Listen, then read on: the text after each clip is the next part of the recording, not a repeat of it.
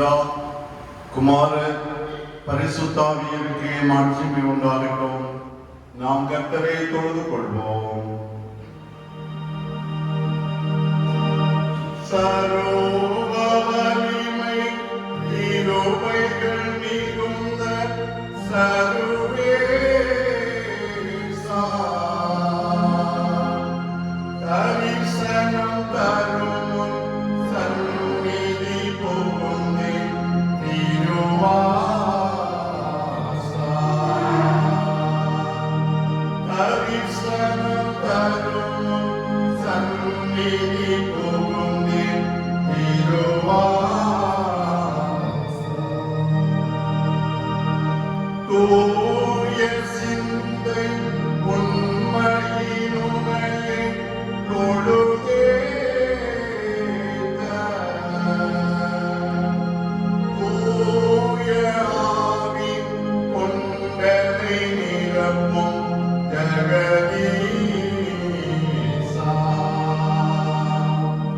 தூய ஆவி கொண்டலை நிரப்பும் ஜெகதீசா,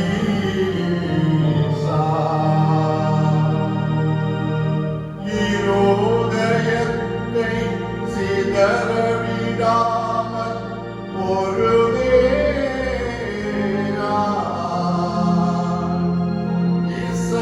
இசைத்தமைத்து பரவசமாக்கும் நசரேயா, இசைத்தமைத்து பரவசமாக்கும் நசரேயா.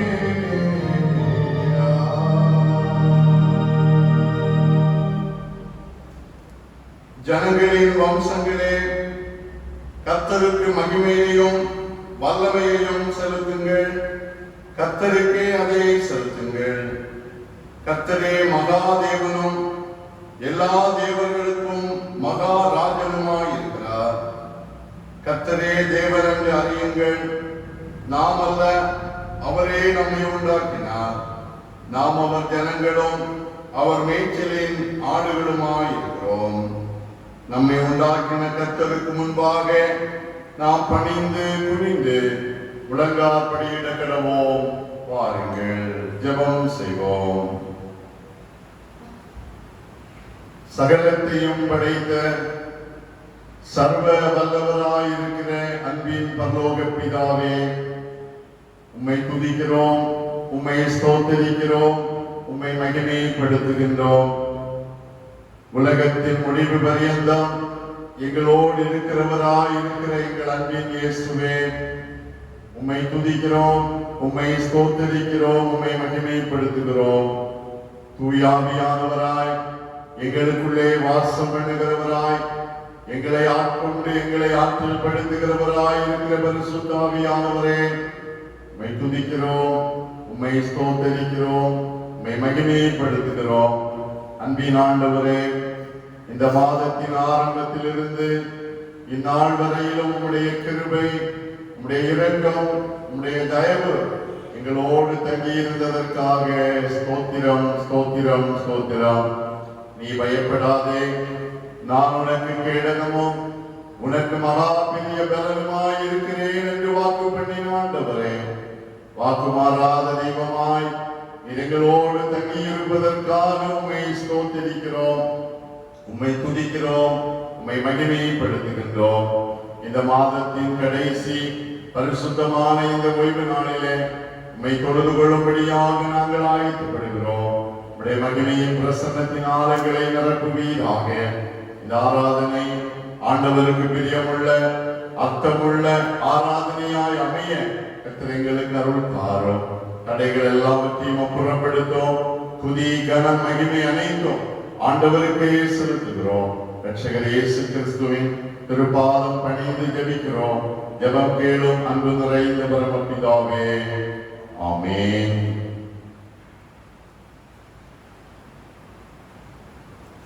தொழுகையின் துவக்கத்திற்காக ஞான பாடலிலே 11வது பாடலை நாம் அனைவரும் இணைந்து பாடுவோம். போற்றிடு ஆன்மமே சிருஷ்டி கர்த்தாவாம் வல்லோரே என்கிற 11வது ஞான பாடல்.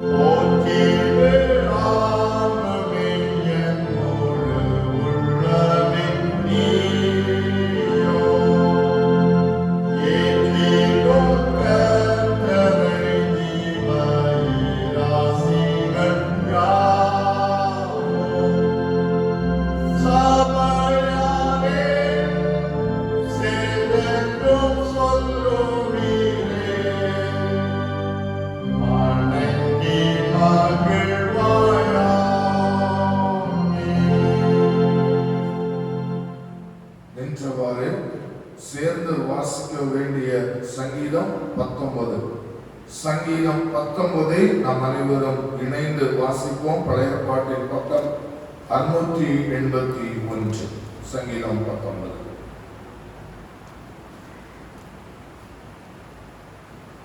வானங்கள் தேவனுடைய மகிமையை வெளிப்படுத்துகிறது, ஆகாய விரிவு அவருடைய கரங்களின் கிரியை அறிவிக்கிறது. பகலுக்கு பகல் வார்த்தைகளை பொழிகிறது, இரவுக்கு இரவு அறிவை தெரிவிக்கிறது. அவைகளுக்கு பேச்சும் இல்லை, வார்த்தையும் இல்லை, அவைகளின் சத்தம் கேட்கப்படுவதும் இல்லை. ஆகிலும் அவைகளின் சத்தம் பூமி எங்கும், அவைகளின் வசனங்கள் உச்சகரத்து கடைசி வரைக்கும் செல்லுகிறது. அவைகளில் சூரியனுக்கு ஒரு கூடாரத்தை ஸ்தாபித்தார். அது தன் மணவரிலிருந்து புறப்படுகிற மணவாளனை போல் இருந்து பராக்கிரமசாலியை போல் தன் பாதையில் ஓட மகிழ்ச்சியாக இருக்கிறது. அது வானங்களின் ஒரு முனையிலிருந்து புறப்பட்டு அவைகள் மறுமுனை வரைக்கும் சுற்றி ஓடுகிறது. அதன் காந்திக்கு மறைவானது ஒன்றும் இல்லை. கர்த்தருடைய வேதம் குறைவற்றதும் ஆத்துமாவை உயிர்ப்பிக்கிறதுமாயிருக்கிறது. கர்த்தருடைய சாட்சி சத்தியமும் பேதையை ஞானியாக்குறதுமாயிருக்கிறது. கர்த்தருடைய நியாயங்கள் செம்மையும் இருதயத்தை சந்தோஷிப்பிக்கிறதுமாயிருக்கிறது. கர்த்தருடைய கற்பனை தூய்மையும் கண்களை தெளிவிக்கிறதுமாயிருக்கிறது. கர்த்தருக்கு பயப்படுகிற பயம் சுத்தமும் என்றைக்கும் நிலைக்கிறதுமாயிருக்கிறது. கர்த்தருடைய நியாயங்கள் உண்மையும் அவைகள் அனைத்தும் நீதியுமாயிருக்கிறது. அவைகள் பொன்னிலும் மிகுந்த பசுமொன்னிலும் விரும்பப்படத்தக்கதும் தேனிலும் தேன் கூட்டிலிருந்து ஒழுகும் தெளித்தேனிலும் மதுரம் உள்ளதுமாயிருக்கிறது. அன்றியும் அவைகளால் உமது அடியே எச்சரிக்கப்படுகிறேன். அவைகளை கை கொள்வதனால் மிகுந்த பலன் உண்டு. தன் பிள்ளைகளை உணர்கிறவன் யார்? மறைவான குற்றங்களுக்கு என்னை நீங்களாக்கும். துணிகரமான பாவங்களுக்கு உமது அடியேனை விலக்கி காரும்.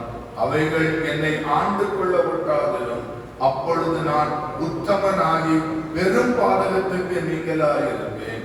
என் கண்மலையும் என் மீட்பெருமாகிய கர்த்தாவே, என் வாயின் வார்த்தைகளும் என் இருதயத்தின் தியானமும் உமது சமூகத்தில் பிரீதியாயிருப்பதாக.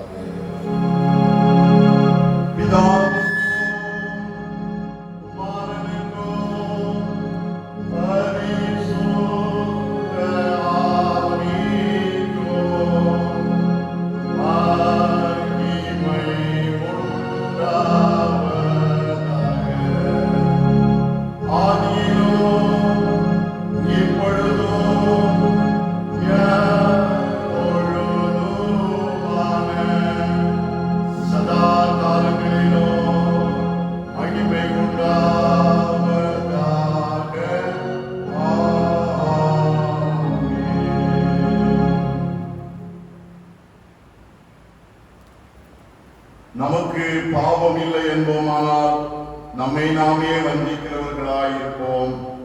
சத்தியம் நமக்குள் இராது. நம்முடைய பாவங்களை நாம் அறிக்கையிட்டால் பாவங்களை நமக்கு மன்னித்து எல்லா அநியாயத்தை நீக்கி நம்மை சுத்திகரிப்பதற்கு அவர் உண்மையும் நீதியும் உள்ளவராயிருக்கிறார்.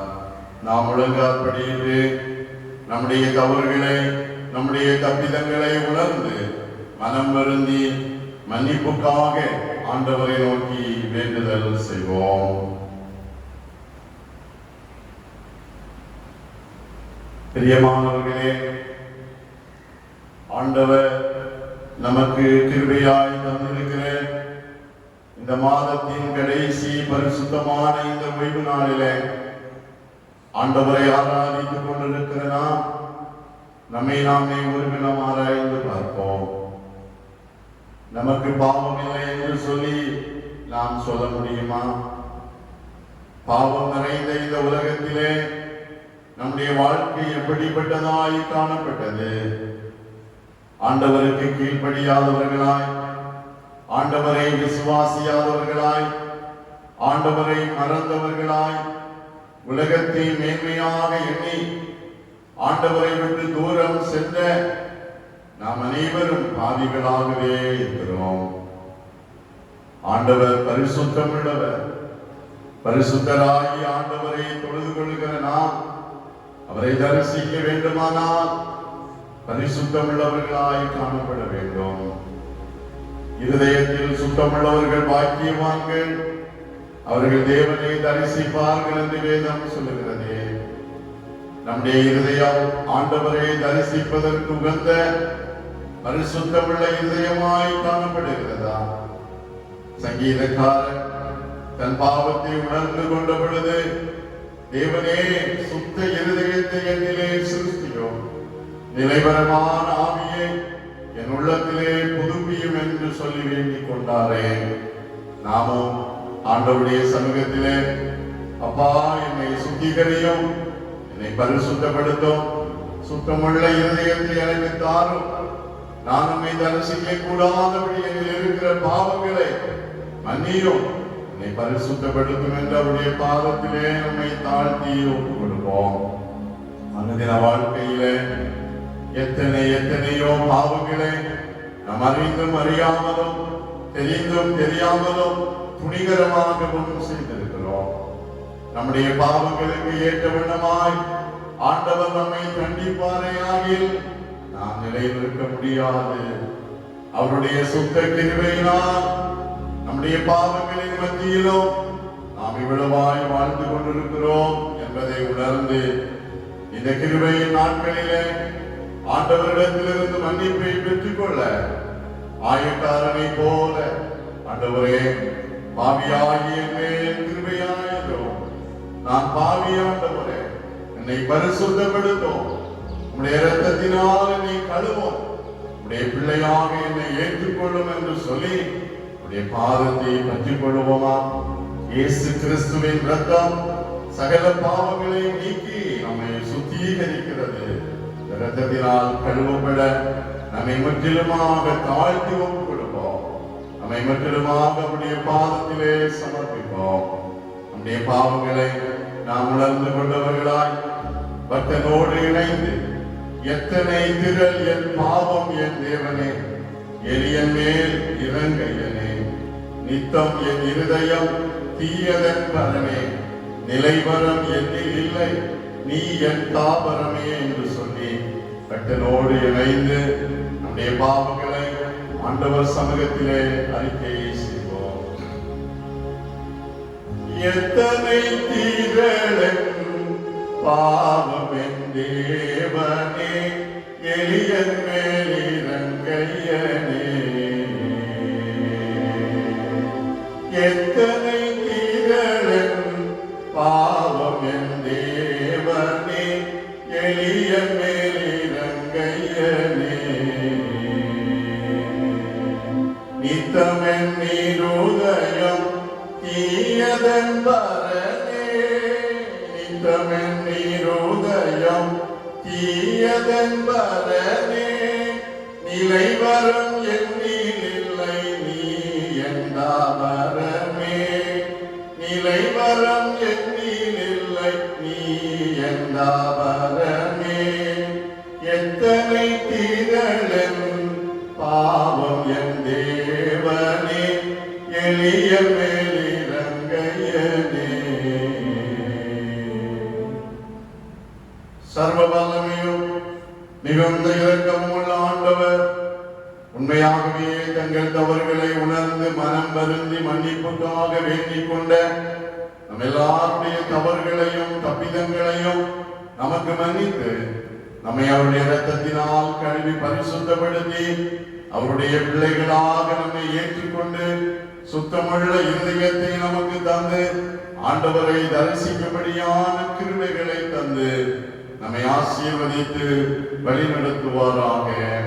ஆமென். பாவ மன்னிப்பின் நிச்சயத்தை பெற்றுக் கொண்டவர்களாகிய நாம் ஆண்டவரை ஆராதிக்கிற இந்த பரிசுத்தமான ஆராதனை வேளையில பரிசுத்தராயிருக்கிற ஆண்டவர், சர்வ வல்லமையுள்ள ஆண்டவர் நமக்கு செய்த எல்லா நன்மைகளையும் எண்ணி பார்த்து உள்ளத்தின் ஆழத்திலிருந்து ஆண்டவருக்கு நன்றி செலுத்துவோமா? இந்த மாதத்தின் ஆரம்பத்திலிருந்து இந்த நாள் வரையிலும் ஆண்டவர் நம்மோடு கூட இருந்து நம்மை பாதுகாத்து நம்மை பராமரித்து வழிநடத்தி வருகிறாரே, இதை எண்ணி ஆண்டவருக்கு நன்றி செலுத்துவோமா? ஆண்டவர் நமக்கு தந்திருக்கிற ஜீவன், சுகம், நலன் இவைகளுக்காக நாம் ஆண்டவருக்கு நன்றி செலுத்துவோம். உலகத்திலே பலவிதமான உபத்திரவங்கள், கொரோனா வைரஸின் தாக்கங்கள், வெட்டுக்கிளிகளினால் வருகிற வேதனைகள், யுத்தத்தின் செய்திகள், நிலநடுக்கங்கள், பூமி அதிர்ச்சிகள், கடுமையாய் பெய்கிற மழையின் நிமித்தமான பாதிப்புகள், இப்படிப்பட்ட உலக சூழ்நிலையில ஆண்டவர் நமக்கு கேடகமாயிருந்து நம்மை விடவாய் பாதுகாத்து பராமரித்து வழிநடத்தி வந்தாரே, இதை எண்ணி பார்த்து ஆண்டவரே, இதனை பாதுகாத்தி எனக்கு கேடகமாயிருந்தி உமக்கு ஸ்தோத்திரம், உமக்கு ஸ்தோத்திரம், உமக்கு ஸ்தோத்திரம் என்று சொல்லி உள்ளத்தின் ஆழத்திலிருந்து ஆண்டவரை ஸ்தோத்திரிப்போமா? மனித வாழ்க்கையில அநேக சூழ்நிலைகளில நாம் கலங்கி போய் கண்ணீரோடு பாரத்தோடு வேதனையோடு காணப்பட்ட நேரங்களில் எல்லாம் ஆண்டவர் நம் அருகிலே வந்து, மகனே மகளே, கலங்காதே, பயப்படாதே, திகையாதே, நான் உன்னோடு இருக்கிறேன் என்று சொல்லி நம்மை அன்போடு அரவணைத்து நம்மை பாதுகாத்தாரே. மருத்துவமனையிலும் வீடுகளிலுமாய் பலகீனப்பட்டு வேதனையோடு காணப்பட்ட சூழ்நிலையில் எல்லாம் ஆண்டவர் நம்மை தேடி வந்தாரே. சொஸ்தமாக வேண்டும் என்று விரும்புகிறாயா என்று கேட்டு நம்மை சுகப்படுத்தினாரே, நமக்கு வாழ்வு தந்தாரே. ஆண்டவரை ஸ்தோத்தரிப்போமா? நிந்தைகள், அவமானங்கள், பரிகாசங்கள் நிறைந்த இந்த உலகத்திலே ஆண்டவரின் கரம் நம்மோடு கூட இருந்து நம்மை பாதுகாத்ததே, நம்மை பராமரித்ததே, இவைகளை எண்ணி ஆண்டவருக்கு நன்றி செலுத்துவோமா?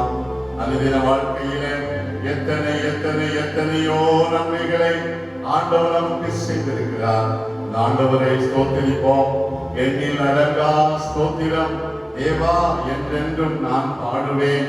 இந்நாள் வரை என் வாழ்விலே நீ செய்த நன்மைகளுக்கு என்று சொன்ன கட்டளோடு இணைந்து ஆண்டவர் நமக்கு நன்மை செய்திருப்பதை எண்ணி உள்ளத்தின் ஆழத்திலிருந்து ஆண்டவருக்கு நன்றி பலிகளை ஏறெடுத்து படைப்போம்.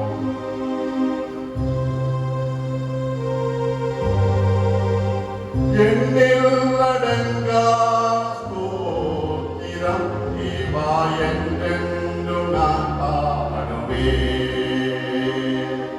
எண்ணில் அடங்கா ஸ்தோத்திரம் தேவா என்றென்றும் நான் பாடுவேன். இந்நாள் வரை என் வாழ்விலே, இந்நாள் வரை என் வாழ்விலே நீர் செய்த நன்மைக்கே தேவா என்னில் அடங்கா ஸ்தோத்திரம் தேவா என்றென்றும் நான் பாடுவேன். ஆண்டவருக்கு நன்றி பலிகளை ஏறெடுத்து நாம் அருளாளர் இயேசு நமக்கு கற்றுக் கொடுத்த இறைவேண்டலை அனைவரும் சேர்ந்து ஏறெடுப்போம். பரமண்டலங்களில் இருக்கிற எங்கள் பிதாவே, உம்முடைய நாமம் பரிசுத்தப்படுவதாக, உம்முடைய ராஜ்யம் வருவதாக, உம்முடைய சித்தம் பரமண்டலத்திலே செய்யப்படுகிறது போல பூமியிலேயும் செய்யப்படுவதாக. எங்களுக்கு வேண்டிய ஆகாரத்தை இன்று எங்களுக்கு தாரும். எங்கள் கடனாளிகளுக்கு நாங்கள் மன்னிக்கிறது போல எங்கள் கடன்களை எங்களுக்கு மன்னியும். எங்களை சோதனைக்குள் பிரவேசிக்க பண்ணாமல் தீமையிலிருந்து எங்களை ரட்சித்துக் கொள்ளும். ராஜ்யமும் வல்லமையும் மகிமையும் என்னென்றைக்கும் உடையவைகளே. ஆமென். அமருங்கள். இன்றைய நாளுக்குரிய திருமறை பகுதி யோவான் எழுதின நற்செய்தி நூல் 16வது அதிகாரம் வசனங்கள் 1 முதல் 8 முடிய. யோவான் 16வது அதிகாரம் வசனங்கள் 1 முதல் 8 முடிய, பக்கம் 151. நீங்கள் இடரடையாதபடிக்கு இவைகளை உங்களுக்கு சொன்னேன். அவர்கள் உங்களை ஜெப ஆலயங்களுக்கு புறம்பாக்குவார்கள். மேலும் உங்களை கொலை செய்கிறவன் தான் தேவனுக்கு தொண்டு செய்கிறவன் என்று நினைக்கும் காலம் வரும். அவர்கள் பிதாவையும் என்னையும் அறியாதபடியினால் இவைகளை உங்களுக்கு செய்வார்கள். அந்த காலம் வரும்போது நான் இவைகளை உங்களுக்கு சொன்னேன் என்று நீங்கள் நினைக்கும்படி இவைகளை உங்களுக்கு சொல்லி இருக்கிறேன். நான் உங்களுடனே கூட இருந்தபடியினால் ஆரம்பத்திலே இவைகளை உங்களுக்கு சொல்லவில்லை. இப்பொழுது நான் என்னை அனுப்பினவிடத்திற்கு போகிறேன். எங்கே போகிறேன் என்று உங்களில் ஒருவனும் என்னை கேட்கவில்லை. ஆனாலும் நான் இவைகளை உங்களுக்கு சொன்னதினால் உங்கள் இருதயம் துக்கத்தால் நிறைந்திருக்கிறது. நான் உங்களுக்கு உண்மையை சொல்லுகிறேன். நான் போகிறது உங்களுக்கு பிரயோஜனமாய் இருக்கும். நான் போகாதிருந்தால் தேற்றரவாளர் உங்களிடத்தில் வரார். நான் போவேனே ஆகில் அவரை உங்களிடத்திற்கு அனுப்புவேன். அவர் வந்து பாவத்தை குறித்தும் நீதியை குறித்தும் நியாய தீர்ப்பை குறித்தும் உலகத்தை கண்டித்து உணர்த்துவார் என்பதே வாசிக்கும்படியாக கொடுக்கப்பட்ட நற்செய்தி பகுதி வாசிக்க முடிந்தாயிற்று. கிறிஸ்துவுக்கு மகிமை உண்டாவதாக.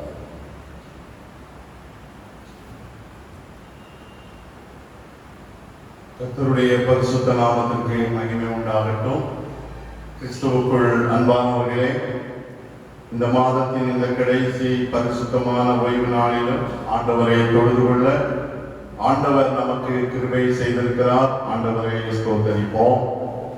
உலகத்திலே நாம் கேள்விப்படுகிற செய்தி, நம்முடைய இந்திய தேசத்திலும் குறிப்பாக தமிழ்நாட்டிலும் அநேக மாவட்டங்களிலே கொரோனா தொற்று அதிகரித்துக் கொண்டிருக்கிறது. அதனுடைய வேகம் அதிகமாக இருக்கிறது. இதற்காக அரசாங்கம் பல்வேறு முயற்சிகளை, இதற்காக இதிலிருந்து மக்கள் பாதுகாக்கப்படும்படியான பல முயற்சிகளை எடுக்கிறார்கள். நாமும் ஜெபிப்போம். ஆண்டவர் இந்த கொடிய வியாதியிலிருந்து நம்மை விடுவிக்கும்படியாக நாம் விசுவாசத்தோடு ஜெபிப்போம். இந்த நாட்களிலே நாம் தளர்ந்து போகாதபடி ஜெபிக்க கடமைப்பட்டிருக்கிறோம். ஏனென்றால் நாம் செய்தித்தாள்களிலும் மற்றும் மீடியாக்கள் மூலமாக கேள்விப்படுகிற செய்தி, இந்த நோயினால் பாதிக்கப்பட்ட மக்கள் தவறான பல முடிவுகளை எடுத்து விடுகிறார்கள். அப்படிப்பட்ட சூழ்நிலையிலிருந்து நம்முடைய தேசம் பாதுகாக்கப்பட வேண்டும். ஏனென்றால் ஆண்டவரால் கூடாத காரியம் ஒன்றுமில்லை. இந்த சூழ்நிலையிலே நாம் எந்த நிலையிலும் பயந்து போகக்கூடாது. பொதுவாக நாம் யுத்தம் செய்ய வேண்டியது கொரோனா வைரஸோடு தான், ஆனால் பாதிக்கப்பட்ட மக்களோடு அல்ல. பாதிக்கப்பட்ட மக்களை நாம் அன்போடு கரிசனையோடு அவர்களுக்கு நல்ல ஆலோசனைகளை சொல்லி அவர்கள் இந்த நோயிலிருந்து விடுபடுவதற்காக நாம் ஜெபிக்க கடமைப்பட்டிருக்கின்றோம். ஆகவே இந்த நாட்களிலே இந்த வைரஸின் பாதிப்பினாலே நாம் பயந்து போகிற சூழ்நிலை அல்லாதபடி ஆண்டவரிலே விசுவாசத்தோடு ஜெபிப்போம். நிச்சயமாகவே கர்த்தர் நம்முடைய ஜெபங்களுக்கு பதில் தருவார். வருகிற 1ஆம் தேதி, ஜூலை மாதம் 1ஆம் தேதி புதன்கிழமை அதிகாலையிலே அருணோதய தொழுகை யுவனமாக ஆலயத்திலே சிறப்பிக்கப்படும். நீங்கள் வீடுகளிலே அமர்ந்து ஒலிபெருக்கி மூலமாக புதிய மாதத்தின் அருணோதய ஆராதனையை கவனிக்கலாம். ஆலயத்திலே குறுகிய சிலராக மாத்திரமே நாம் கூடி வர முடியும். ஆகவே வீடுகளிலே அமர்ந்து அருணோதய ஆராதனையிலே நீங்கள் பங்கு பெற உங்களை நான் அன்போடு கேட்டுக்கொள்கின்றேன். இன்று இந்த ஆராதனையை தொடர்ந்து நம்முடைய ஆலயம் திறந்து வைக்கப்படும். ஜெபிக்க வேண்டும் என்று விரும்புபவர்கள் நீங்கள் வந்து ஜெபித்து செல்லலாம். ஆகவே நீங்கள் ஜெபத்திற்கு ஆலயத்திற்கு எந்த தடையும் இல்லை. ஜெபத்திற்காக நீங்கள் ஆலயத்திலே வருவதிலே வந்து ஜெபித்து செல்ல உங்களை நான் அன்போடு ஞாபகப்படுத்துகின்றேன். நண்பர்களே, நம்முடைய திருச்சபையின் தேவைகளை நீங்கள் அறிவீர்கள். டிஎம்பிபி அருள்பணிக்காக நீங்கள் உங்களுடைய காணிக்கைகளை உங்களால் இயன்ற நிலையிலே கொடுக்க ஞாபகப்படுத்துகிறேன். ஏனென்றால் நம்முடைய காணிக்கைகளின் மூலமாக மிஷனரிகள் தாங்கப்படுகிறார்கள். அந்த டிஎம்பிபி ஊழியத்திற்கான காணிக்கைகளை நீங்கள் உங்களால் இயன்ற நிலையிலே படைக்க உங்களை நான் அன்போடு கேட்டுக்கொள்கின்றேன். இந்த வாரத்திலே சிறப்பு காணிக்கை படைத்திருப்பவர்கள் நன்றி காணிக்கையாக திரு எஸ் செல்வ ஜெபமணி 1000 ரூபாய் படைத்திருக்கிறார்கள்.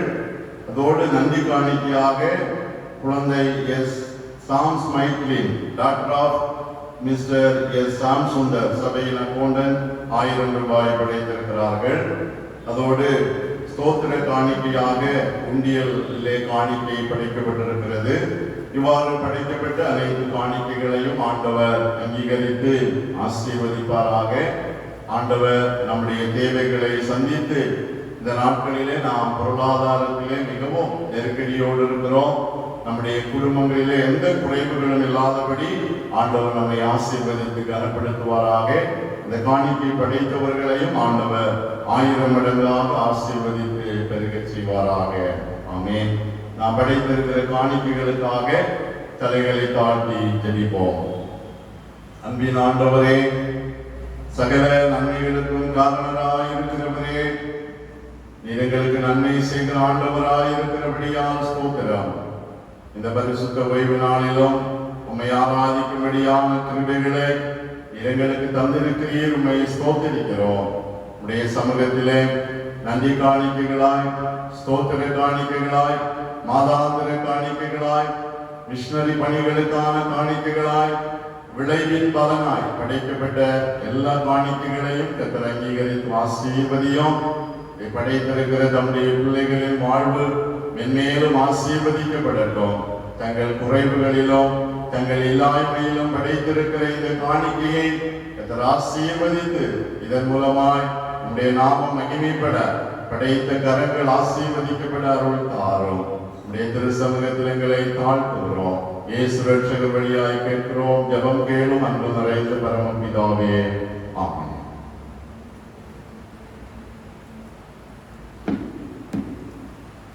ஆண்டவரும் அருமரட்சகருமாகிய இயேசு கிறிஸ்துவின் இந்த நாமத்தினாலே உங்கள் யாவருக்கும் என்னுடைய காலை வணக்கத்தை நான் தெரிவித்துக் கொள்கிறேன். இந்த நாளிலே சற்று நேர சிந்தனைக்கு ஆயத்தமாக நாம் தலைவணங்கி செபிப்போம். என் கண்மலையும் என் மீட்பருமாகிய கர்த்தாவே, என் வாயின் வார்த்தைகளும் எங்கள் அனைவருடைய உள்ளத்தின் தியானமும் உமது சமூகத்தில் பிரிதே இருப்பதாக இயேசுவின் நாமத்தில் ஜெபிக்கிறோம் நல்ல பிதாவே, ஆமென். இந்த நாளிலே சிந்திப்பதற்காக தெரிந்து கொள்ளப்பட்ட திருமறை வசனம் நாம் வாசித்த யோவான் நற்செய்தி நூல் 16வது அதிகாரம் அதனுடைய 8வது வசனம். யோவான் 16:8. அவர் வந்து பாவத்தை குறித்தும் நீதியை குறித்தும் நியாய தீர்ப்பை குறித்தும் உலகத்தை கண்டித்து உணர்த்துவார். உலகத்தை கண்டித்து உணர்த்துவார். இந்த நாளிலே கண்டித்து உணர்த்தும் பரிசுத்த ஆவியானவர் என்பதை குறித்து சில காரியங்களை நாம் திருமறையின் அடிப்படையில் நாம் சிந்தித்து கடந்து செல்வோம். கண்டித்து உணர்த்தும் பரிசுத்த ஆவியானவர். கழிந்த மாதம் 24ஆம் தேதி என்று நம்முடைய போதகர் பரிசுத்த ஆவியானவர் யார், அவருடைய குணாதிசயங்கள் என்ன, அவர் பாவங்களை மேற்கொள்ளுகின்ற வல்லமையை நமக்கு தருகின்றார், பிசாசுகளை துரத்துகின்ற வல்லமையை தருகின்றார், இன்னும் பல காரியங்களை நமக்கு திருமறையின் அடிப்படையில் நமக்கு சொல்லி தந்தார்கள். பிரச்சனைகளை மேற்கொள்ளுகின்ற வல்லமை, இன்னும் பிசாசுகளை மேற்கொள்ளுகின்ற வல்லமைகளை குறித்து நம்முடைய போதகர் கழிந்த மாதத்திலே நமக்கு தெளிவாக கற்று தந்திருக்கின்றார்கள். அதே பரிசுத்த ஆவியானவருடைய சாயலிலே, அவருடைய குணாதிசயத்திலே ஒரு பகுதி இந்த மேற்கொள்ளுகின்ற வல்லமையாக காணப்பட்டாலும் இன்னொரு பகுதியாக அவருடைய அதே பரிசுத்த ஆவியானவரிடத்திலே அவர் இன்னொரு குணாதிசயமாக கண்டித்து உணர்த்துகிறவராக காணப்படுகிறார் என்பதையும் இந்த திருமறை வசனம் நமக்கு சுட்டி காட்டுகின்றது. பரிசுத்த அகஸ்டின் அவரை குறித்து நாம் அதிகமாக அறிந்திருக்கின்றோம். இந்த அகஸ்டின் அவருடைய இளமை வாழ்க்கையானது மிகுந்த வேதனைக்குரிய ஒரு வாழ்க்கையாக இருந்தது. சுகபோகமாக வாழ்ந்தார். வாலிப வயதிலே தன்னுடைய விருப்பப்படி உலகத்தினுடைய எல்லா அசுத்தங்களுக்கு தன்னை ஒப்பு கொடுத்தவராக வாழ்ந்து கொண்டிருந்தார். அப்படிப்பட்ட அந்த அகஸ்டின் அவர்களை ஒரு நாள் ஆவியானவர் அவர் நடந்து கொண்டிருந்த பாதையிலே அவரை சந்தித்தார். அகஸ்டின் அவரிடத்திலே, நீ எங்கு சென்று கொண்டிருக்கிறார், உன்னுடைய வழியை சிந்தித்துக் கொள் என்று சொல்லி ஆவியானவர் பேசுறது மாத்திரமல்ல, ரோமர் 13ஆம் அதிகாரம் 13ஆம் வசனத்தை எடுத்து வாசிக்கும்படி சொன்னார். பகலிலே நடக்கிறவர்களைப் போல சீராய் நடக்க கடவோம் என்று சொன்ன அந்த வசனம் இந்த பரிசுத்த ஆவியானவர் இந்த அகஸ்டினிடத்தில் பேசினார்.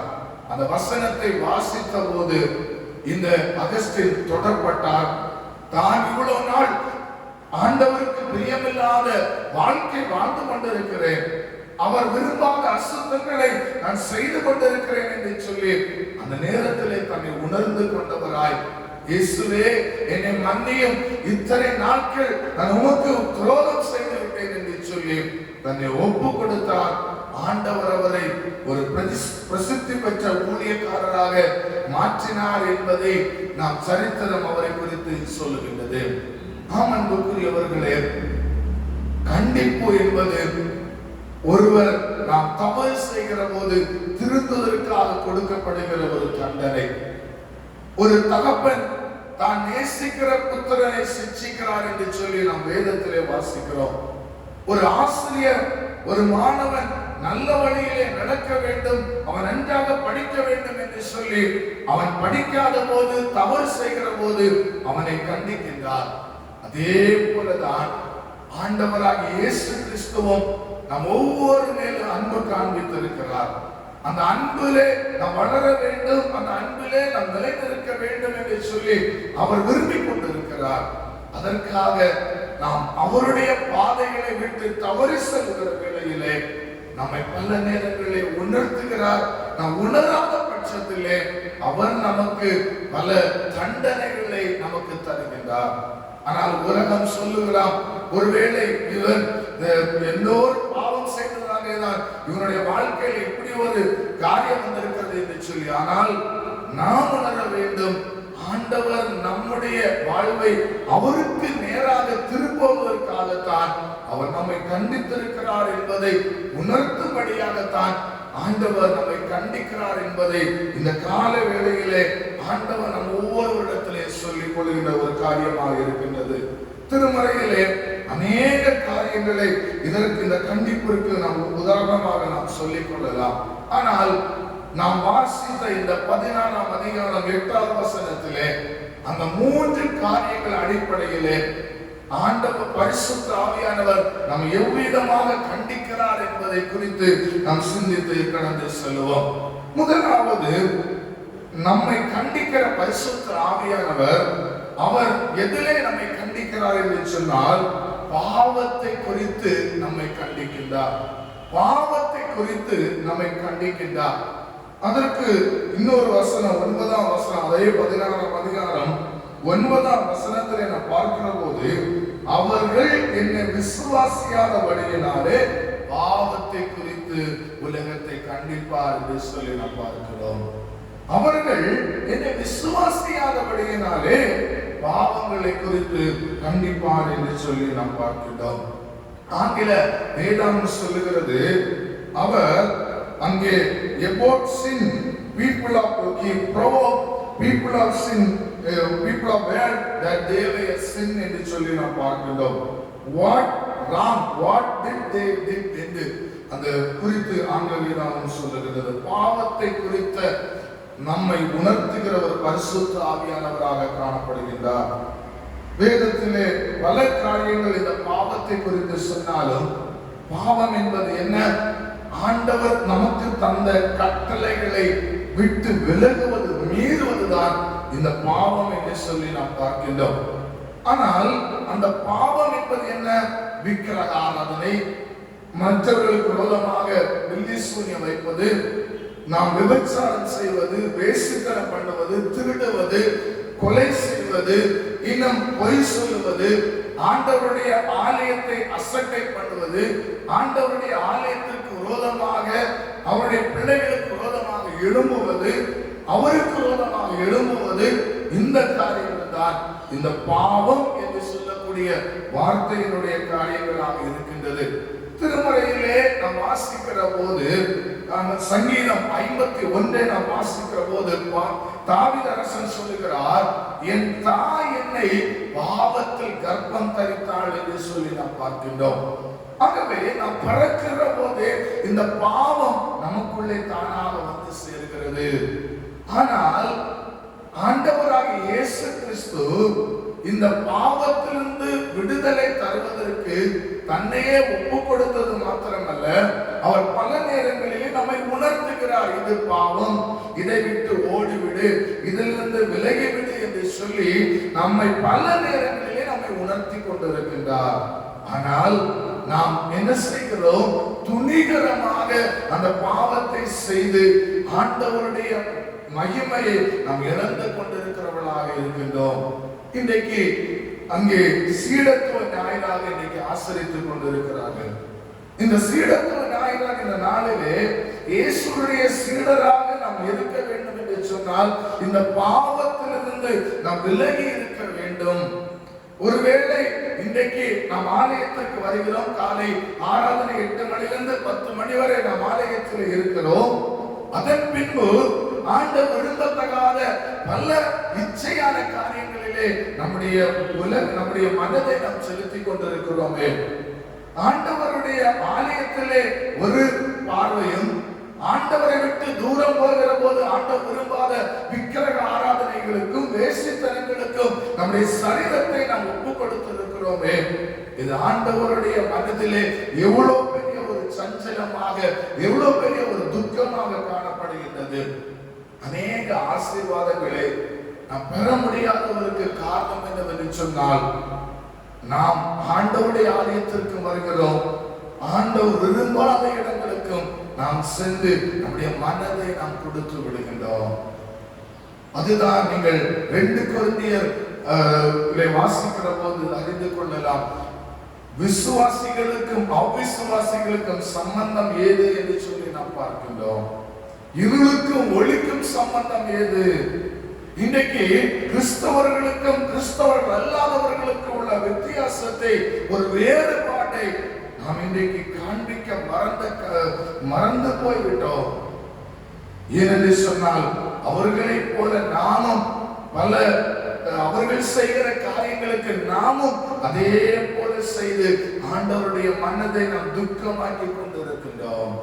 இந்த கால வேளையில அந்த பரிசுத்த ஆவியானவர் நம்முடைய வாழ்க்கையில உணர்த்துகிறார். நாம் செய்த பாவங்களை குறித்து உணர்த்துகின்றவராக காணப்படுகின்றார். நீங்கள் 2 சாமுவேல் 12ஆம் அதிகாரத்தை நீங்கள் வாசிக்கிற வேளையிலே நாம் அடிக்கடி சிந்திக்கிற ஒரு பகுதிதான் தாவீது செய்த பாவம். இந்த தாவீதுடைய வாழ்க்கையில் அவன் 2 பாவத்தை செய்கின்றான். ஒன்று அவன் இச்சை, இன்னொன்று அவன் அந்த உரியாவை கொலை செய்கிறான். அது மூன்றாவது இன்னொரு காரியம், அந்த பட்சேபாளோடு கூட அவன் தவறாக உறவு கொள்கிற 3 பாவங்களை இந்த தாவீது அங்கே துணிகரமாக அவன் செய்து விடுகின்றான். அதனாலே கர்த்தர் கொடுத்த தண்டனை என்ன? ஒன்றும் அறியாத ஒரு பச்சிளம் குழந்தை அது இறந்து போய் விடுகிறது. எவ்வளவு வேதனைக்குரிய ஒரு காரியம். அன்புக்குரியவர்களே, இன்றைக்கு நான் செய்த பாவம் அது மன்னிக்கப்படாவிட்டால் அது என்னுடைய பிள்ளை அது தாக்குகிறது, அல்லது என்னுடைய பெற்றோர், என்னுடைய முற்பிதாக்கள் செய்த பாவங்கள் ஒன்றும் அறியாத என்னை என்ன செய்கிறது? அது மன்னிக்கப்படாவிட்டால் அது என்னிடத்திலே அந்த சாபம், அது பாவம், அது சாபமாக மாறி என்னை அது என்ன செய்கிறது? வேதனைப்படுத்துகிறதாக காணப்படுகின்றது. அருமையான சபை மக்களே, காணொலி காட்சி வழியாய் பார்த்து கொண்டிருக்கிறவர்களே, நீங்கள் சற்று சிந்தித்து பாருங்கள். பிள்ளைகளுக்கு நாம் நல்லதை வைத்துக் கொள்ள வேண்டும். ஆனால் பல நேரங்களிலே நாம் பிள்ளைகளுக்கு சாபங்களை வைத்துக் கொள்கிறோம். நாம் செய்கிற துணிகரமான பாவங்கள், நாம் செய்கிற மற்றவர்களுக்கு இழைக்கிற பல துரோகங்கள் நம்முடைய பிள்ளைகளுக்கு அது வந்து சேருகிறது. அவர்கள் கண்ணீர் வடிக்கும் நிலைமைக்கு நாம் ஆளாகி கொண்டிருக்கிறோம் என்பதை இந்த காலையிலே ஆண்டவர் நம்மை உணர்த்திக் கொள்கின்றார். ஆண்டவர் எதிர்பார்க்கிற காரியம், நாம் பரிசுத்தமாய் வாழ வேண்டும். ஆலயத்திலே ஒரு வாழ்க்கையும், ஆலயத்திற்கு வெளியே ஒரு வாழ்க்கையும், உலகத்திலே இருக்கிற போது அதிலே ஒரு வாழ்க்கையும் என்று அப்படிப்பட்ட வாழ்க்கையை ஆண்டவர் விரும்பவில்லை. அவர் நம்மை கண்டிக்கிறார். பரிசுத்தமாய் வாழ வேண்டும். ஆலயத்தில் எப்படி இருக்கிறோமோ அதே போல நம்முடைய பணியிடத்திலும் நம்முடைய வீட்டிலும் இருக்க வேண்டும் என்று ஆண்டவர் நம் ஒவ்வொருவரிடத்திலும் விரும்பிக் கொண்டிருக்கிறார். இயேசுடைய சீடராக இருக்க வேண்டியவனுடைய பணி குணமே அதுதான். இயேசுவிடத்தில் எப்படி இருக்கிறாரோ அதேதான் நம் உலகத்தில் இருக்க வேண்டும். அந்த பேதுரு இயேசுவிடத்தில் இருந்தார். இயேசு விரோதமாய் ஒரே ஒரு குற்றம் செய்தார். உணர்த்தப்பட்ட போது அவர் கடைசியாக ஒரு அப்போஸ்தலனாக, ஆட்டுக்குட்டிகளை மேய்ப்பாயர் என்று சொல்லி ஒரு அப்போஸ்தலனாக அவர் மாற்றப்பட்டார் என்று நாம் அப்போஸ்தலர் நடவடிக்கைகளிலே வாசிக்கிறோம். ஆகவே ஆண்டவராக இயேசு கிறிஸ்து இந்த காலை பொழுதிலே நம்மை உணர்த்துகிறார். நாம் உணர்ந்து கொள்வோம் நாம் எதிலே தவறி இருக்கிறோம், நம்முடைய வாழ்க்கை ஆண்டவருக்கு பிரியமாய் இருக்கிறதா என்பதை உணர்ந்து இந்த காலை பொழுதிலே பாவத்தை குறித்து உணர்த்துகிற பரிசுத்த ஆவியானவரை நாம் பெற்றுக் கொள்வோம். இரண்டாவது நாம் பார்க்கிற போது இந்த பரிசுத்த ஆவியானவர் பாவத்தை குறித்து மாத்திரமல்ல, அவர் நீதியை குறித்தும் கண்டித்து உணர்த்துகிறார். நீதியை குறித்தும் கண்டித்து உணர்த்துகிறார். ஆங்கிலம் சொல்றது வாட் இஸ் ரைட், எது சரியானதோ அதை செய்வதற்கு அவர் நம்மை கண்டித்து உணர்த்துகின்றார்.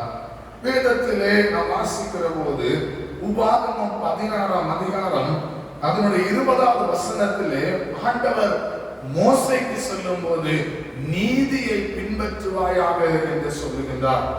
அது மாத்திரமல்ல, நீதிமொழிகள் 11ஆம் அதிகாரம் 5ஆம் வசனத்திலே உத்தமனுடைய நீதி அவன் வழியை செவ்வாய்ப்படுத்தும் என்று நாம் பார்க்கின்றோம். இந்த நீதி என்பது என்ன? நாம் மற்றவர்களுக்கு செய்கிற, நாம் மற்றவர்கள் என்பதாக இருக்கிற உண்மையான ஒரு நிலை, உண்மைதான், அதான் நீதி. அவர்களுக்கு எது நமக்கு எது என்று சரி என்றப்படுகிறதோ அதை மற்றவர்களுக்கு செய்ய வேண்டும். இன்றைக்கு பாருங்கள், ஏழைகளுக்கு ஒரு நீதி பணக்காரனுக்கு ஒரு நீதியாக இருக்கிறது, அல்லது நல்ல தரம் உள்ளவர்களுக்கு உயர்ந்தவர்களுக்கு ஒரு நீதி தாழ்ந்தவர்களுக்கு ஒரு நீதி என்று சொல்லக்கூடிய நிலையிலே இன்றைக்கு உலகம் காணப்படுகின்றது. இன்றைக்கு கிறிஸ்தவர்களாக நாம் பல நேரங்களிலே இப்படிப்பட்டதான நீதியை நாம் உதறி தள்ளுகின்றோம். அநீதிக்கு நேராக நம்முடைய மனதை நாம் கொடுத்து கொண்டிருக்கின்றோம். சில வீடுகளிலே நாம் பார்க்கிற போது அங்கே படித்தவர்களுக்கு ஒரு முக்கியத்துவம், படிக்காதவர்களுக்கு ஒரு முக்கியத்துவம், அல்லது வீட்டிலே வந்த மருமகளிலே பணம் யார் அதிகமாய் கொடுத்தார்களோ அவர்களுக்கு முக்கியத்துவம், பணம் குறைவாய் கொடுத்தவர்களுக்கு அதிலே ஒரு முக்கியத்துவம். இப்படி ஒரு வேறுபாட்டு அநீதியான ஒரு சூழ்நிலை இன்றைக்கு குடும்பங்களிலும் காணப்படுகிறது, இன்றைக்கு சமுதாயத்திலும் காணப்பட்டு கொண்டிருக்கிறது. ஆனால் நாம் ஒன்றே ஒன்று புரிந்து கொள்ள வேண்டும்.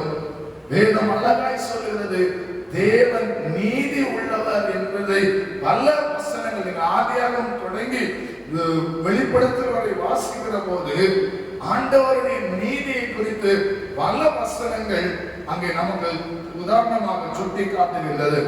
நீங்கள் அநேக வசனங்களை குறிப்பாக நாம் வேதத்திலே நாம் வாசிக்கிற போது ஆமோஸ் தீர்க்கதரிசி புத்தகம் 8ஆம் அதிகாரத்தை நாம் வாசிக்கிற போது அங்கே ஆமோஸ் தீர்க்கதரிசி ஒரு சமுதாயத்தில் நடந்த ஒரு அநீதியை குறித்து சாடுகிறார். என்ன காரியம்? எளியவன் அங்கே விற்கப்படுகிறான். ஏழைகள் ஒரு ஜோடி அங்கே பாதரட்சைக்கு விற்கப்பட்டார்கள், தரித்திரர் பணத்திற்கு விற்கப்பட்டார்கள். இதுதான் இஸ்ரவேல் தேசத்திலே அன்றைக்கு நடந்த அந்த ஆமோஸ் தீர்க்கதரிசியின் காலத்திலே நடந்த ஒரு அநியாயம். ஏழைகள் ஒடுக்கப்பட்டார்கள். அதை குறித்து அந்த தீர்க்கதரிசி ஆண்டவருடைய வார்த்தையை பெற்று அவர்களை அங்கே கண்டிக்கிறதை நாம் பார்க்கின்றோம். அதே பண்ணமாய் புதிய பாட்டிலே நாம் பார்க்கிற போது யோவான் நற்செய்தி நூல் 8ஆம் அதிகாரம் 1 முதல் 11 வரை உள்ள வசனங்களிலே விபச்சாரத்திலே பிடிப்பட்ட பெண்ணை கல்லெறிந்து கொலை செய்யும்படியாக இயேசுவுக்கு முன்பாக கொண்டு வருகின்றார்கள்.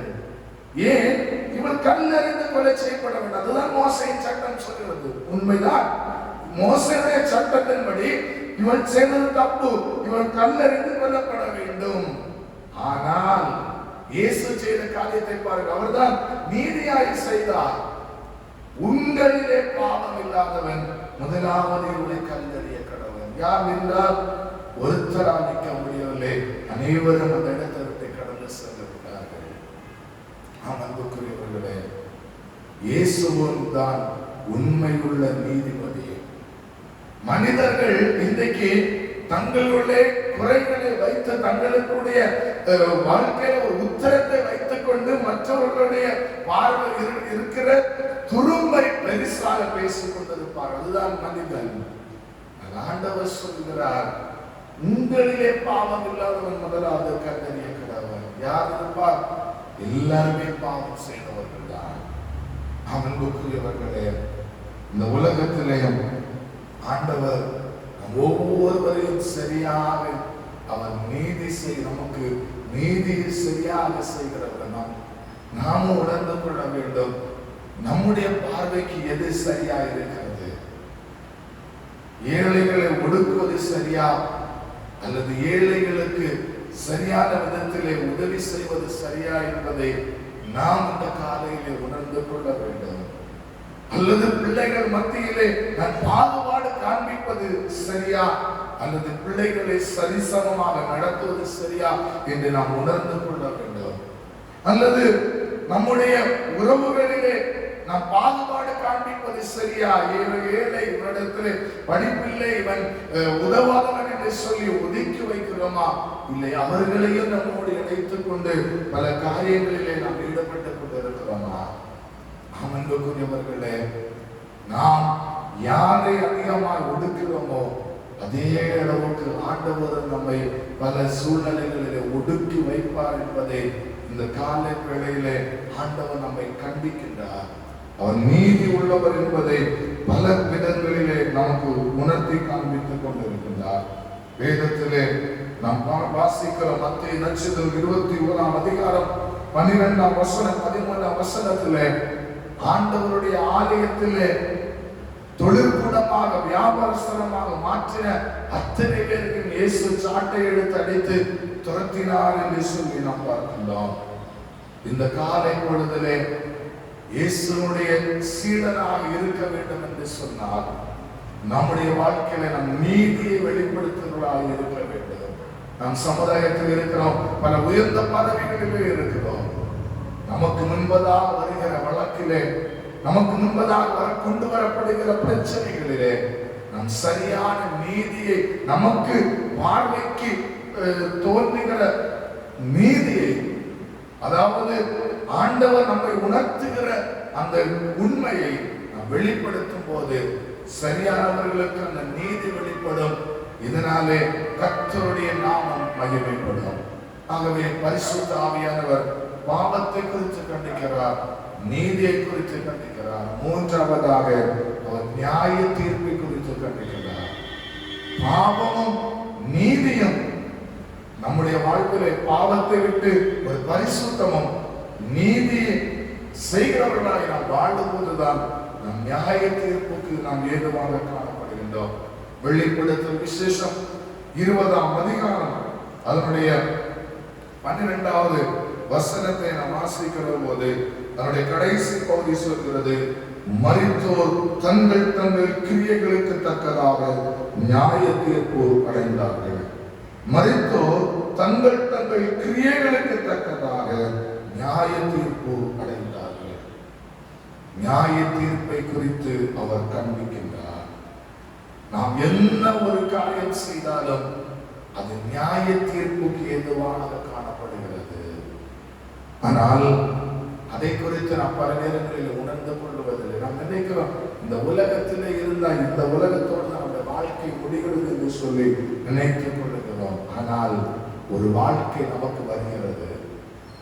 ஆண்டவராக இயேசு கிறிஸ்து நம்மை வந்து அவர் நியாயம் தீர்க்க போகிறார். அதுதான் நீங்கள் மத்திய 25 வாசிக்கிற தெளிவாக அறிந்து கொள்ளலாம். வலப்பக்கம் இடப்பக்கம் நான் வந்தேன், பசியாய் வந்தேன், ஆகாரம் வஸ்திரம் இல்லாமல் வந்தேன், பல விதத்திலே கஷ்டத்தோடு வந்தேன், அதற்கு தகுந்த நன்மையை எனக்கு செய்தீர்கள் என்று சொல்லி இயேசு கிறிஸ்து அங்கே ஒரு சாராரை சொல்கிறது நாம் பார்க்கின்றோம். அதுதான் நியாய தீர்ப்பு. நாம் செய்கிற மனுஷன் செய்கிற எந்த ஒரு காரியமும் நியாய தீர்ப்புக்கு ஏதுவாக காணப்படுகின்றது.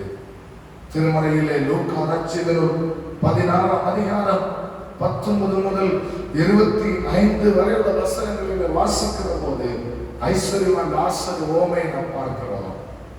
அந்த லாசரு உடம்பு முழுவதும் பருக்கனால் அந்த ஐஸ்வர்யவானுடைய மேஜையின் கீழே ஏதாவது விழும், அதை சாப்பிடலாம் என்று சொல்லி அவன் காத்துக் கொண்டிருந்தான். ஐஸ்வர்யவானோ அவனை கண்டுகொள்ளவே இல்லை. நடந்தது என்ன? 2 பேரும் மரித்தார்கள். லாசரு ஆபிரகாமுடைய மடியிலே படுத்திருக்கிறார். ஐஸ்வர்யவான் நரகத்தின் அக்கினியிலே வெந்து கொண்டிருக்கிறார். அவர் கூக்குகள் இடுகிறார், அந்த லாசரு அனுப்பி விடுங்கள், அனுப்பி விடுங்கள், அது அவனிடத்தில் ஒரு தண்ணீராவது எனக்கு கிடைக்கட்டும் என்று சொல்லி முடியவில்லை. அடுத்து சொல்லுகிறார், அவரை எப்படியாவது என்னுடைய சகோதரர்களுக்கு அனுப்பி 5 சகோதரர்கள் இருக்கிறார்கள், அவரிடத்திலாவது போய் நற்செய்தியை சொல்லி இங்க வரக்கூடாது என்று சொல்லி தடுக்க சொல்லுங்கள். முடியாது. காரணம், உலகத்தில் இருந்த போது சுகபோகமாய் வாழ்ந்து அநீதி செய்ததினாலே உனக்கு ஏற்ற பலனை, உனக்கு ஏற்ற நியாய தீர்ப்பை நீ பெற்றிருக்கிறாய் என்று அந்த ஐஸ்வர்யவானுடைய வாழ்க்கை மூலமாக நாம் அறிந்து கொள்கின்ற உண்மையாக இருக்கின்றது. ஆம் அன்புக்குரியவர்களே, இந்த காலை பொழுதிலே ஆண்டவருடைய சமூகத்தில் இருக்கிற நாம் வரப்போகிற நியாய தீர்ப்புக்கு நம்மை ஆயத்தப்படுத்த ஆண்டவர் விரும்புகிறார். அதான் ஒரு பக்தன் பாடுகிறார், நியாய தீர்ப்பினால் அந்த நாள் மகா பெரிய நாள், அது இயேசு அங்கு ஒவ்வொருவரையும் பிரிக்கிற ஒரு நாள், ஒரு வேறு பிரிக்கிற ஒரு நாள். இந்த உலகத்தின் வாழ்க்கை அல்ல, அவர் வரும்போது நம்மை வேறு பிரிக்கிற ஒரு நாளாக அவர் நம்மை மாற்றி அமைக்க போகின்றார். அதற்காக இன்றைக்கு நாம் ஆயத்தப்படுவோம். இந்த கொரோனா வைரஸினாலே இன்னைக்கு எத்தனையோ நபர்கள் மறைத்துக் கொண்டிருக்கிறார்கள். எத்தனையோ பேர் உயிர் வாழ்ந்து அதிலிருந்து விடுபட்டு அங்கே பாதுகாக்கப்படுகிறார்கள். அநேகர் இதிலிருந்து தப்புவிக்கப்படுகின்றார்கள். ஆனால் ஒன்றே ஒன்று உணர்ந்து கொள்ள, ஒரு கொரோனா வைரஸ் நிமித்தம் இன்னைக்கு நாம் பல நேரங்களில் கலங்கி கொண்டிருக்கிறோம். இங்கே வந்து விடுமோ அங்கு வந்து விடுமோ என்று சொல்லி. ஆனால் நம் ஆண்டவருக்கு முன்பதாக பரிசுத்தமாய் வாழ்ந்து, ஆண்டவருக்கு முன்பதாக மற்றவர்களுக்கு எந்த அநியாயம் செய்யாமல் நீதி செய்யும் போது, ஒருவேளை மரணம் நம்மை சந்தித்தாலும் கூட அவர் வரும் நாளிலே நம்மை கரம் அசைத்து அவரோடு கூட நம்மை சேர்த்துக் கொள்வார். ஆகவே அன்பு கிறிஸ்தவர்களே, அன்பு ஜனங்களே, நம்முடைய வாழ்விலே ஆண்டவர் உணர்த்துகிற ஒரு காரியம், நாம் யாருக்கும் எந்த தீங்கு செய்யாதபடி மற்றவர்களுக்கு முன்பதாக யோக்கியமானவர்களை நடந்து யோக்கியமானவர்களை செய்து ஆண்டவருடைய மகிமையை நாம் வெளிப்படுத்த ஆண்டவர் விரும்புகிறார். நியாய தீர்ப்பு ஒவ்வொருவருக்கும் காத்திருக்கிறது, எனக்கும் காத்திருக்கிறது, உங்களுக்கும் காத்திருக்கிறது. அந்த நியாய தீர்ப்புக்கு ஆயத்தப்படுத்துவோம். இந்த நாளிலே பரிசுத்த ஆவியானவர் நம் ஒவ்வொருவரை நிரப்பும்படியாய் ஜெபிப்போம். ஆவியானவர் நம்மை நிரப்புவார். அவர் நிரப்பும் போது இது தவறு, இது சரி என்று நமக்கு உணர்த்துகிறார். அது மாத்திரமல்ல, எது நியாயம் எது அநியாயம் என்பதை உணர்த்துகிறார். மூன்றாவது, நம் வரப்போகிற நியாய தீர்ப்புக்கு ஏதுவாக நம்மை ஆயத்தப்படுத்துகிறார். கர்த்தர் தாம் இந்த வார்த்தை ஆசீர்வதித்து உங்களை காத்திருப்பாராக. நாம் எழுந்து நமது விசுவாசத்தை அப்போஸ்தலர் விசுவாச பிரமாணத்தின் வாயிலாக அறிக்கை செய்வோம். வானத்தையும் பூமியையும் படைத்த சர்வவல்லமையுள்ள பிதாவாகிய தேவனை விசுவாசிக்கிறேன். அவருடைய ஒரே குமாரனாகிய அந்த நாதர் இயேசு கிறிஸ்துவை விசுவாசிக்கிறேன். அவர் பரிசுத்த ஆவியினாலே கன்னிமரிடத்தில் உற்பத்தி பிறந்தார். விழாத்தின் காலத்தில் பாடுபட்டு சிலுவையிலே மரித்து அடக்கம் பண்ணப்பட்டு பாவத்தில் இறங்கினார். மூன்றாம் நாள் மருத்துவரிலிருந்து உயிரிழந்தார். சர்வவல்ல பிதாவாகிய தேவனுடைய வலது பார்சலில் வீற்றிருக்கிறார். அவரிடத்தில் இந்த உயிரோரையும் மரித்து நிலைத்திருக்க வருவார். பரிசுத்த ஆவியை விசுவாசிக்கிறேன். பொதுவாக பரிசுத்தவையும் பரிசுத்தவான்களுடைய ஐக்கியமும் பாவம் மன்னிப்பும் மரித்தோர் உயிர்த்தெழுதலும் நித்திய ஜீவனை விசுவாசிக்கிறேன். ஆராதனை பாடல்கள் புஸ்தகத்திலே 1311வது பாடலை அனைவரும் இணைந்து கரங்களை தட்டி பாடுவோம். 1311வது பாடல். இயேசு கிறிஸ்துவின் நற்சீடராகுவோம், விசுவாசத்தில் முன்னெடுப்போம், இனி எல்லோருமே அவர் பணிக்கெனவே ஒன்றாய் எந்நாளும் உழைத்திடுவோம் என்கிற 1311வது பாடல்.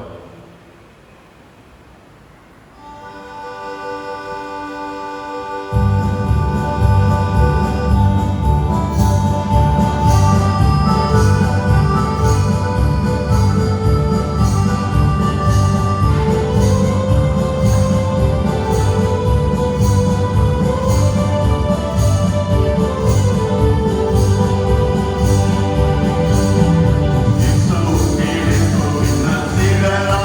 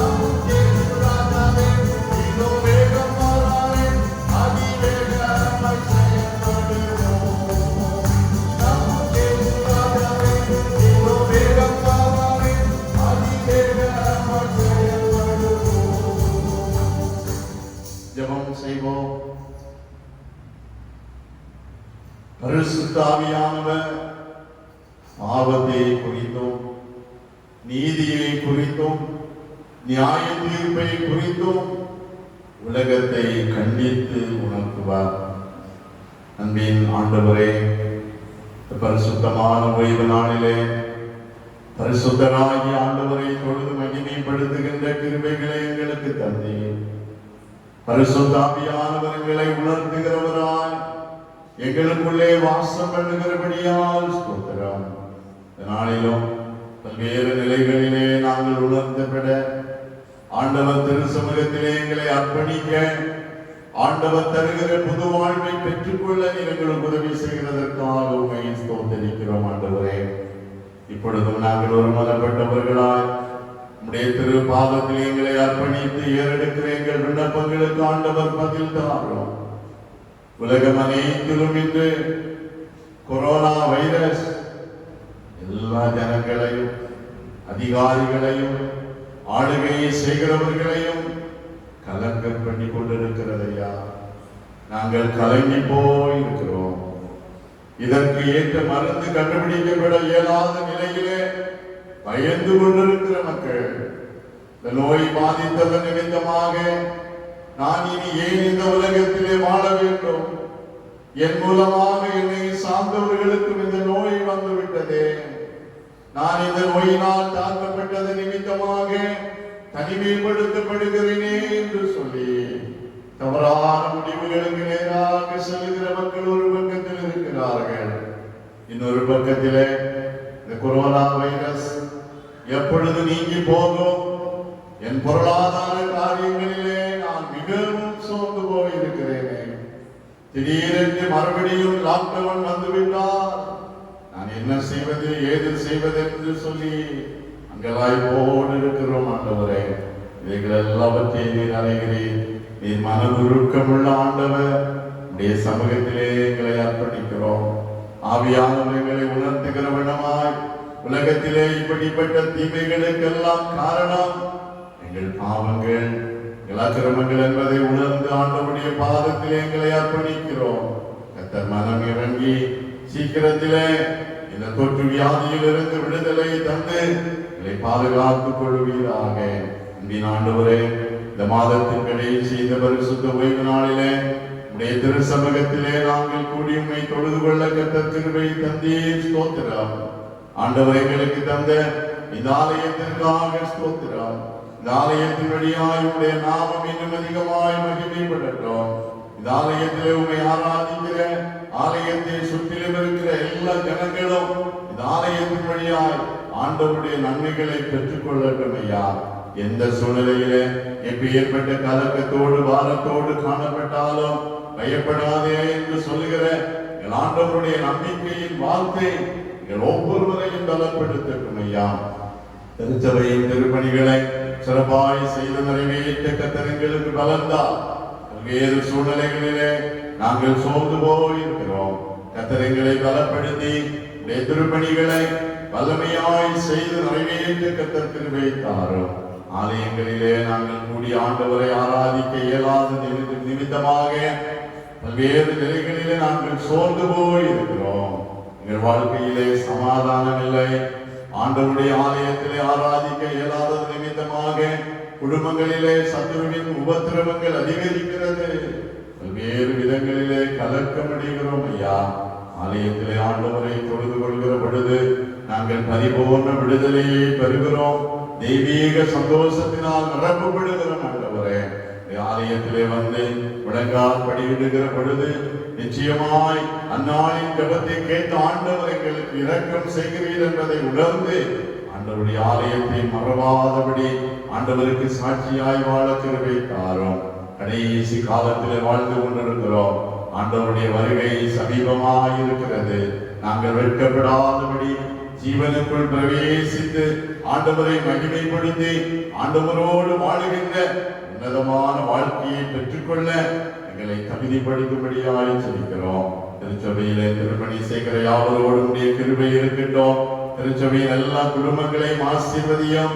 சிறு பிள்ளைகள், வாலிபர்கள், பெற்றோர்கள், முதிர் வயதுள்ளவர்கள் யாவரோடும் கிருபை இருக்கட்டும். படித்துக் கொண்டிருக்கிற பிள்ளைகளுக்காக ஜெபிக்கிறோம். எங்கள் பிள்ளைகளின் ஆண்டவரே கல்வி எந்த விதத்திலும் பாதிக்கப்படக்கூடாது. இந்த கல்வி ஆண்டிலே பிள்ளைகள் எந்த விதத்திலும் சோர்ந்து போகாதபடி நல்ல வெற்றியை தந்து உயர்வுகளை தந்து ஆசீர்வதிக்கும்படியாய் துதிக்கிறோம். வியாதிப்பட்டிருக்கிற மக்கள் ஒவ்வொருவர் மீதும் உடைய வல்லமை விளங்கட்டும். உடைய வல்லமையினால் அவர்களை சுகப்படுத்திட்டோம். மனதிலே பாரத்தோடு சோர்ந்து போய் நான் இனி எப்படி இந்த உலகத்திலே சுகமாய் வாழ்வது என்று சொல்லி அங்கலாய் போட்டிருக்கிற ஒவ்வொரு தம்முடைய பிள்ளைகளை உங்களுடைய அன்பு கரத்தினாலே அரவணைத்து ஆசீர்வதித்தருளும்படியாய் ஜெபிக்கிறோம். கர்த்தாவே, அன்பின் தெய்வமே, உடைய திரு சமூகத்திலே எங்களை முற்றிலுமாய் தாழ்த்துகிறோம். எங்கள் இந்திய தேசத்திற்காக ஜெபிக்கிறோம். எங்கள் தேசத்திலே பலவிதமான பிரச்சனைகள், அண்டை நாடுகளான சீனா, நேபாளம், பாகிஸ்தான் ஆகிய நாடுகளிலிருந்து ஏற்படுகிற தீவிரவாதமான செயல்கள் முற்றிலுமாய் நீங்கி போகட்டும் ஆண்டவரே. எங்கள் தமிழ்நாட்டிலே உடைய மகிமையின் பிரசன்னம் வெளிப்படட்டும் ஆண்டவரே. எங்கள் மாவட்டத்திலும் கொரோனா வைரஸ் அதிகரித்துக் கொண்டிருக்கிற சூழ்நிலையிலே முற்றிலுமாய் அவைகள் நீங்கி போகும்படியா கர்த்தர் இரக்கம் செய்ய வேண்டுமாறு ஜெபிக்கிறோம். இவ்வளவாய் எங்களோடு இருந்து எங்களை பாதுகாத்துக் கொண்டே ஸ்தோத்திரம். உடைய வார்த்தையை பகிர்ந்து கொண்ட உடைய மகனையும் குடும்பத்தையும் ஆசீர்வதியும். உடைய அன்பு கரம் அவர்களோடு தங்கி இருக்கட்டும் ஆண்டவரே. எங்களுக்கு முன்பாய் வைக்கப்பட்டிருக்கிற புதிய வாரம், நாங்கள் எதிர்பார்த்திருக்கிற புதிய மாதம் எங்களுக்கு ஆசீர்வாதமாக அமையட்டும் ஆண்டவரே. புதிய மாதத்திலே புதிய வாக்குத்தத்தத்தை பெற்றுக் கொண்டவர்களாய் ஆண்டவருடைய நன்மைகளினால் நிரப்பப்பட்டு ஆண்டவருக்கு சாட்சியாய் வாழ எங்களுக்கு அருள் தாரும். எங்களை மற்றிலுமாய் தாழ்த்தி அர்ப்பணிக்கிறோம். உடைய நாமம் மாத்திரம் மகிமைப்படட்டும். இரட்சகர் இயேசு கிறிஸ்துவின் திருப்பாதம் பணிந்து தாழ்மையோடு ஜெபிக்கிறோம். ஜெபம் கேளும். அன்பும் இரக்கமும் நிறைந்த பரமபிதாவே, ஆமென். துதி கனமாகிமை உமக்கே, ஓ எல்லாவுமே, ஓ எல்லாவுமே. துதி கனமாகிமை உமக்கே, ஓ நீரே ராஜாவே. அல்லேலூயா. ஸ்தோத்திரம், ஸ்தோத்திரம், ஸ்தோத்திரமே மிகு ஸ்தோத்திரம், ஸ்தோத்திரம், ஸ்தோத்திரம். ஓ நீரே ராஜாவே. அல்லேலூயா. துதி கனமகிமை உமக்கே, ஓ எல்லாவுமே, ஓ எல்லாவுமே. துதி கனமகிமை உமக்கே, ஓ நீரே ராஜாவே. ஸ்தோத்திர பலிகளை ஏறெடுத்து படைப்போம். என் ஆத்துமாவே கர்த்தரை ஸ்தோத்திரி, என் முழு உள்ளமே அவருடைய பரிசுத்த நாமத்தை ஸ்தோத்திரி. என் ஆத்துமாவே கர்த்தரை ஸ்தோத்திரி, கர்த்தர் செய்த சகல உபகாரங்களை மறவாதே. ஆமென். நம்முடைய ஆண்டவரும் இரட்சகருமாயிருக்கிற இயேசு கிறிஸ்துவின் கிருபையும் பிதாவாகிய கடவுளின் அன்பும் தூய ஆவியானவரின் திருவுறவும் இன்றும் என்றுமான சதா காலங்களிலும் நம் அனைவரோடும் தங்கியிருப்பதாக.